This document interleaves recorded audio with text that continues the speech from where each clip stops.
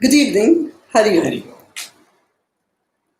We are on day 7 of our Kindle life. And last time we have seen, that is just yesterday, the wonderful law of karma. Today we will be continuing with the same thought process.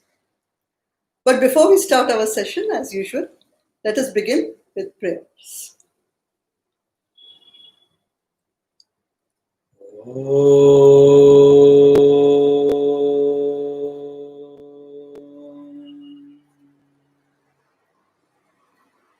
समस्त जन कल्याणे निरतं करुणामयं नमामि चिन्मयं देवं सद्गुरुं ब्रह्मविद्वरम्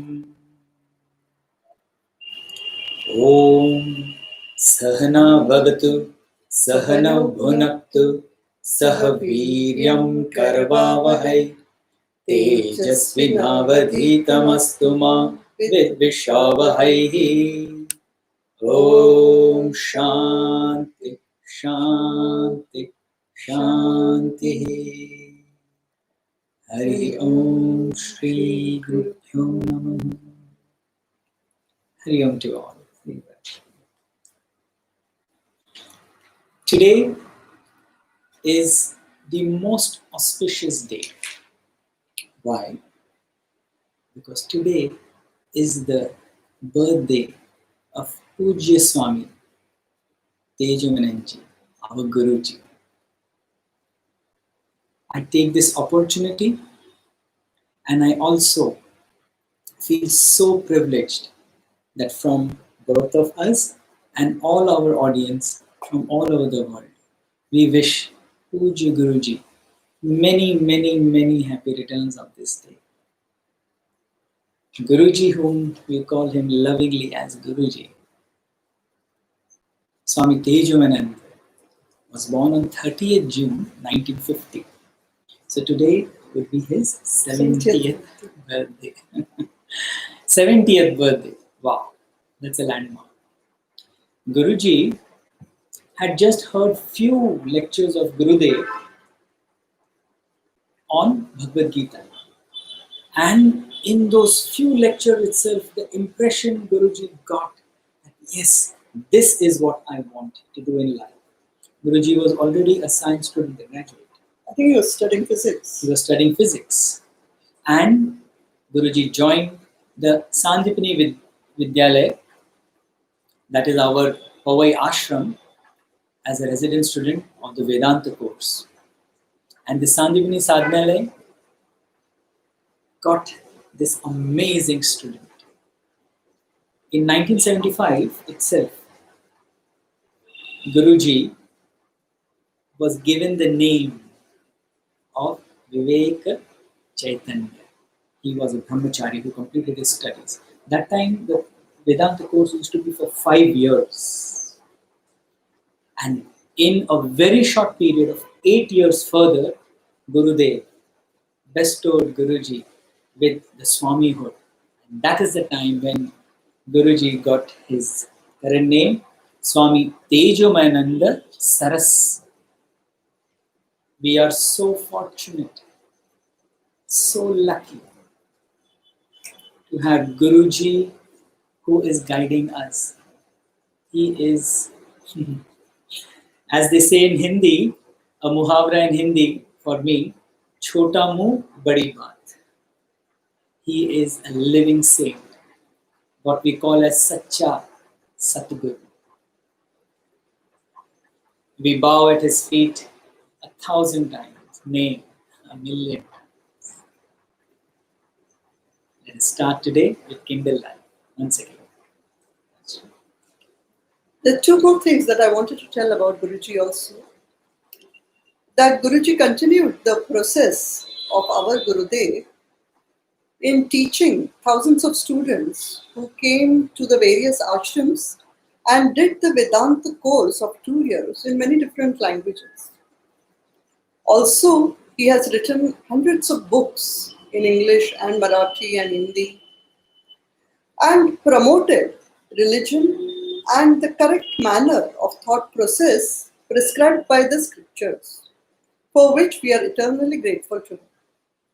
Also, one of the finest achievements, where he got the most deserved recognition by the government of India, was that he was awarded the Padma Bhushan in 2016.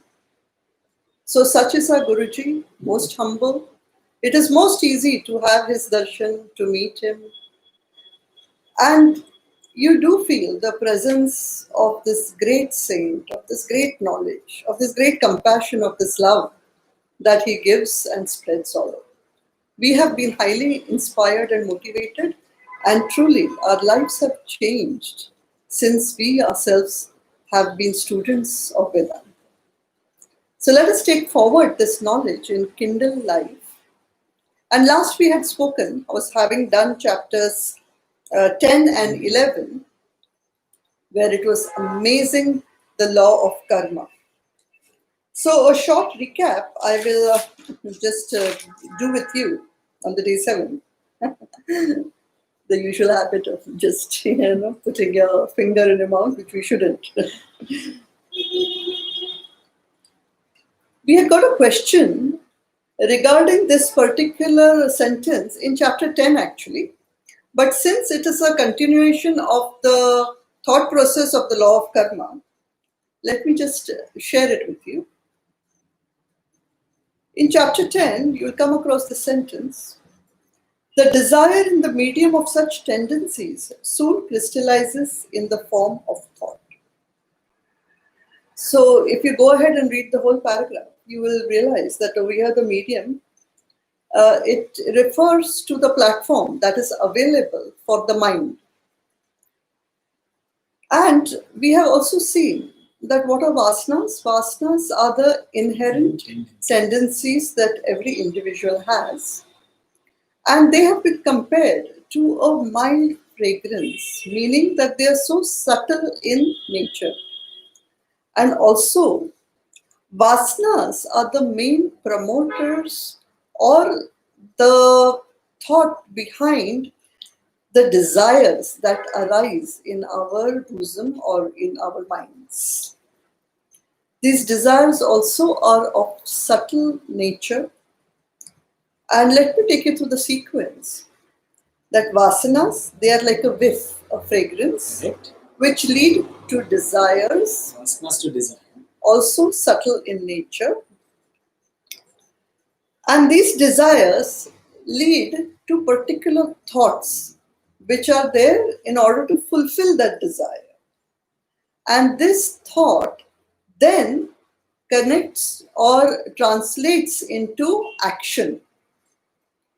But when this thought, which is essentially just a vasana, just a hint, turns into desire, and once it becomes desire, that time the focus on achieving that object of desire becomes so strong.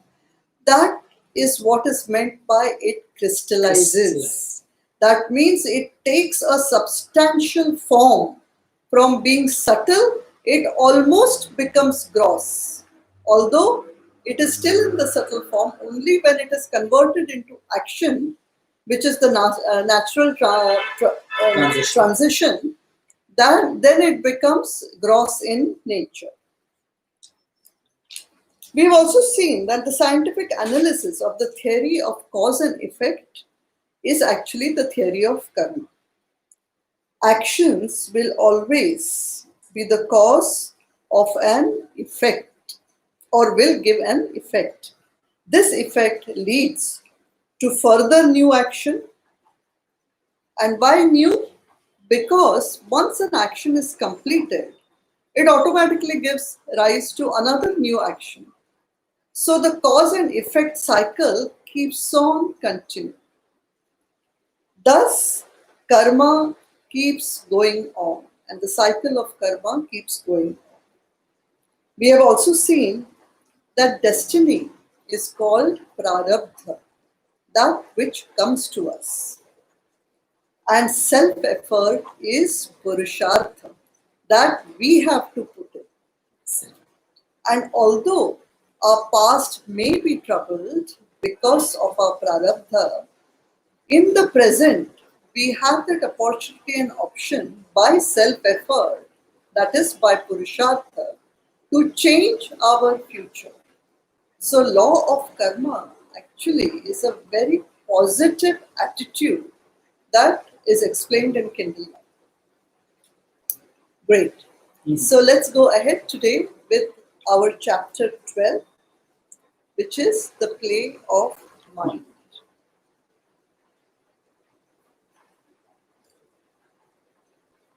Religion is not a bundle of superstitions to be fumigated at regular intervals with incense and candlesticks. When carefully analyzed, it is a definite science of life, giving a complete technique of practical living. By faithfully adhering to its precepts and following its practical suggestions, man can make this world a better and happier place to live in. Life is a series of experiences. The experiencer comes in contact with the world of object and acts out for himself pleasure or pain, joy or sorrow, success or failure. His reactions are dependent upon the quality and texture of his mind and intellect equipment.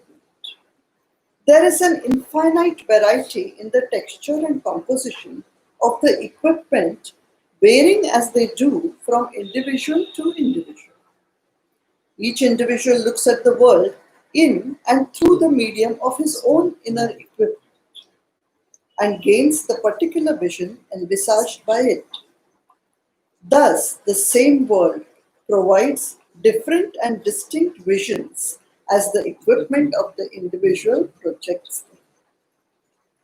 Analyzing a few examples, we find to the scientist, the world appears to be a field of magnificent phenomena of the discovered and the undiscovered, of great power and potentialities.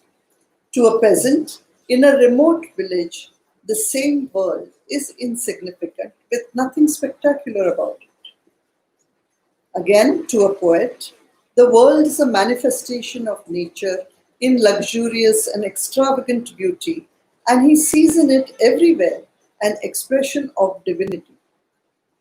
The wealth of beauty fills his heart with ecstatic joy, and yet we do not see what he sees and experiences. The same world is viewed by a pessimist as an inferno of misfortunes and tragedies. To him, everything in the world is repugnant and distressing. Hence, the objects remaining the same, the experiences differ from man to man, and the reaction gained by them depends upon the constitution of his inner equipment. The world, therefore, has no precise and clear-cut definition. The pattern changes like a kaleidoscope according to individual's vision. As for instance, a man wearing blue glasses sees the world blue, and on changing them to green, he sees the world green. Realizing this truth, the religious masters advised man to reform and reconstruct his inner instruments of experience so that the world is interpreted by him in its true perspective. Master the mind and you master the world was their slogan.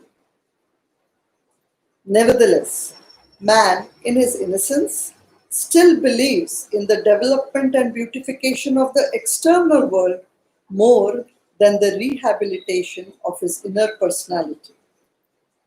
Consequently, there have arisen three types of workers who have sincerely served mankind,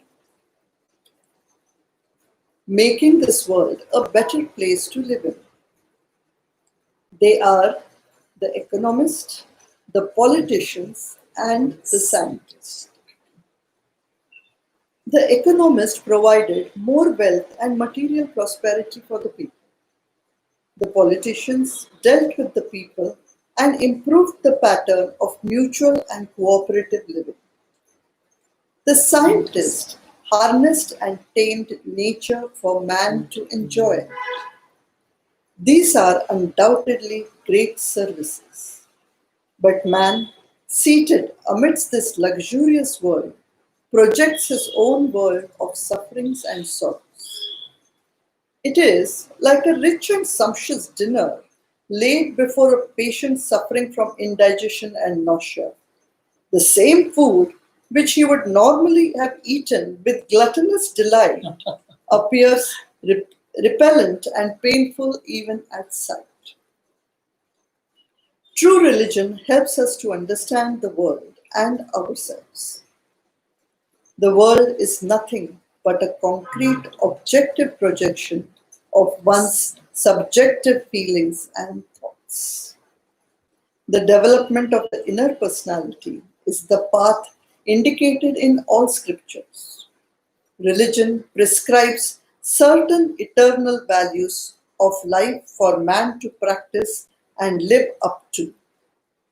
These values are common to all and are the laws of nature governing man and his relationship with the world. The most fundamental of these eternal values are the three disciplines, namely brahmacharya, self-control, ahimsa, non-injury, and satyam, truthfulness, which are prescribed for regulation of our physical, mental, and intellectual personalities respectively. Oh, how beautiful! How How beautiful! beautiful, yes. I think it is rare for anyone to be able to express so beautifully what are the precepts of religion, what religion tells us, how religion may be misunderstood, and what it actually means, and how a man should follow the laws of nature for his own development. Let us now just, as usual, go and see some of the word Word meanings, meanings. perhaps. A few words which I found. To egg out means to make something last longer or to get more out of something. Envisaged, conceive as possibility. Repugnant, extremely distasteful. Unacceptable. There is this particular sentence or idea which I thought we should know or think about very carefully. Religion is not a bundle of superstitions, but it is a science of life and a technique of better living. To ponder upon, as usual, we have some beautiful matter. Master the mind and you master the world. Ability to see the world in its true perspective by reforming and reconstructing the inner equipment was the advice of the religious master. The most fundamentals of these eternal values are the three disciplines, namely brahmacharya, which is self-control, ahimsa, non-injury, and satyam, truthfulness, Better to know. for the three respective personalities, physical, mental, and intellectual. This particular is for us to know, to keep in mind always. I think we can safely continue to chapter number 13, which is Fundamentals of Living. Would you like to read, Jagdish? A bit, yeah. Thank you. Fundamentals of living. There is nothing wrong with our times. It is a wonderful era of glorious achievements. And yet, man, sitting in the midst of plenty and prosperity, is undergoing stress and strain and can find no peace or happiness in life. The religious masters studied this sad paradox and discovered that man's mental makeup was the cause for all trouble. They also provided a remedy by prescribing certain fundamental values and virtues of life. I'll just repeat that once again. They also provided a remedy by prescribing certain fundamental values and virtues of life. These, when practiced and lived, enable man to master his mind, and mastery of the mind is mastery over the world. These values and rules of conduct are essentially the same in all religion, though there are some apparent differences attributable to the differences in the type of people to whom they were addressed and also the time and occasion when they were given out.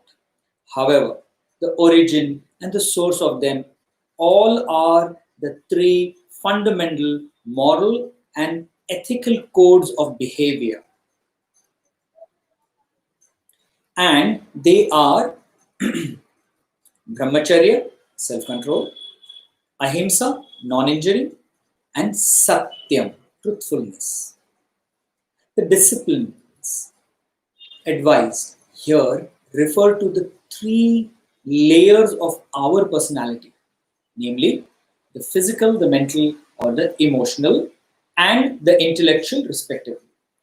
The physical entity in man longs for contact with the world of objects for gaining sense gratification. The eyes wish to see beautiful forms and colors, the tongue craves for food, the nose likes to smell pleasant fragrance, and so on.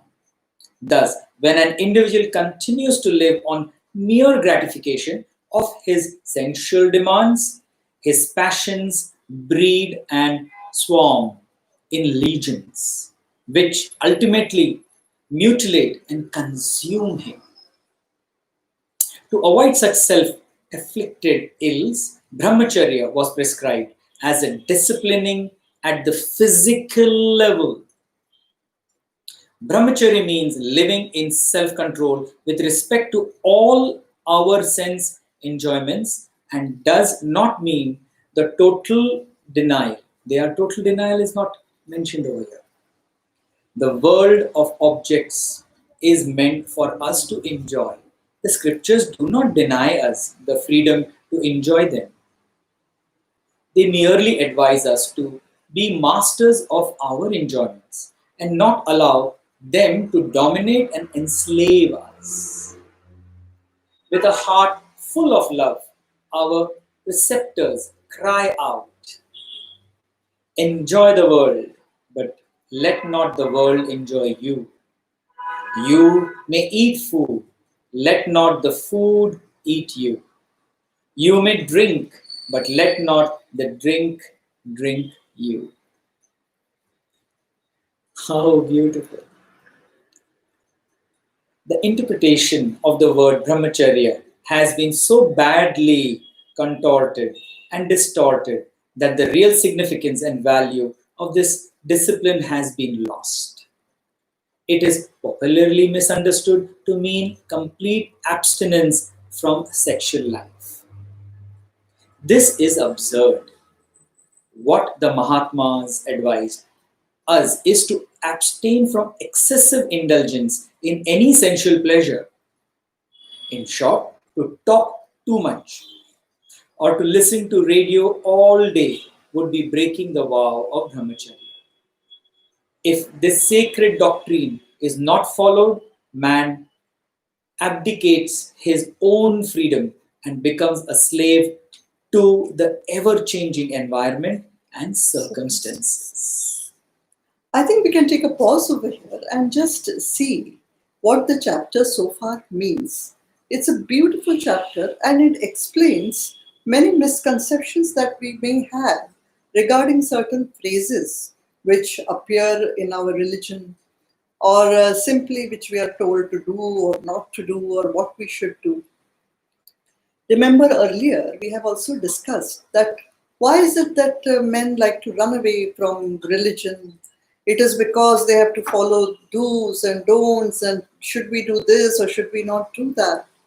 So it is so beautifully explained to us that we may have most probably certain misgivings due to misunderstandings about certain phrases, especially the word now brahmacharya, which has been so wonderfully explained to us.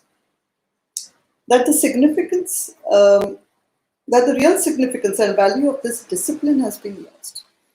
First of all, religious scriptures have prescribed three disciplines for us to follow at the three levels: the physical, the mental, or emotional. Mental or emotional is combined, and the intellectual is the third. At physical level, it is the brahmacharya, means to control excessive indulgence in anything at all. If you are watching too much TV, don't watch too much TV. It's not good for you. It anything which gives you sense gratification in excess is bad for you. For our current generation, Rashmi, they are working on the computer, especially in this COVID situation, so much that they spend 10, 12, 14 to 16 hours working on the computer, thinking, okay, I'm at home, it's home office, so again, it is a violation of brahmacharya. Anything in excess cannot be good for anybody. And that is what a sacred doctrine has been told, that one should not become a slave to the ever-changing environment and circumstances. We are actually experiencing this, and this is what we have to remember. Let us continue with the second discipline. The second discipline prescribed for the mental level is ahimsa, which means non-injury. Ahimsa does not mean non-killing or non-injury at the physical level. Sometimes we may have to be cruel and injurious externally, even though our heart behind our actions is full of love and kindness. It is therefore to be understood as a mental attitude to our relationship with others in life. Shakespeare has beautifully expressed this idea in his Hamlet. I am cruel only to be kind. For example, a surgeon may appear cruel and bloody while performing his operations, but his heart means well. Such actions, though physically hurting and causing pain, would still fall under ahimsa. Ahimsa. So, how clearly it has been explained that ahimsa is not a physical discipline, it is very much a mental discipline. Sometimes, like the beautiful example given of a surgeon, or even during war of a soldier, Yes. especially I believe the Indian soldier, whereby we do not want to kill or maim or murder somebody, but we will definitely protect our country, our nation. So, although our heart is so good, our physical action may require some action to be taken which seems or appears to be cruel or On the bloody. outer. On But the it's an attitude that is being spoken about. Yeah. It is an attitude that is spoken about. Ahimsa is not at the physical level, it is at the level of your mind. So that is why it has also been attributed, ahimsa, to the mind or mental or emotional level. Let us see the third principle now. The third principle is satyam or truthfulness, a value of life on the intellectual plane. Satyam enjoins that one should live honestly with one's own intellectual convictions. Every one of us has ideals of his own, but only a few live up to them. We are led to compromise with our ideals when temptations induce us and we fall prey to our senses. This is asatyam or dishonest living. The dignity of man lies in living up to his own convictions at all times. The edifice of life stands on these great principles. We shall follow them and let humanity rise to eminence and Dear, unbelievable. So, as we see, Satyam means be true to your convictions, convictions which are upheld by the precepts of scriptures, of what our great masters have taught us. By the fundamental values and virtues of life, Okay. not only by our whims and fancies. Okay, I believe that I have to do something and that is right. No, we will discuss this further tomorrow, I guess. Tomorrow we will take this further and once again go through a quick revision of this done chapter. So I hope you enjoyed listening to this beautiful talk, and we all see you tomorrow. Let us end today's session with prayers.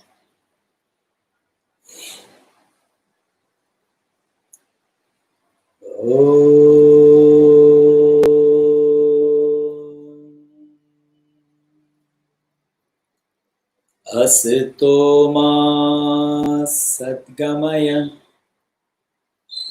tamaso ma jyotirgamaya mrityormamrutam gamaya. Om Purnamada Purnamidam Purnat Purnamudachyate Purnasya Purnamadaya Purnameva Vashishyate. Om Shanti Shanti Shanti. Hari Om Shri Gurubhyo Namaha. Hari Om to you all.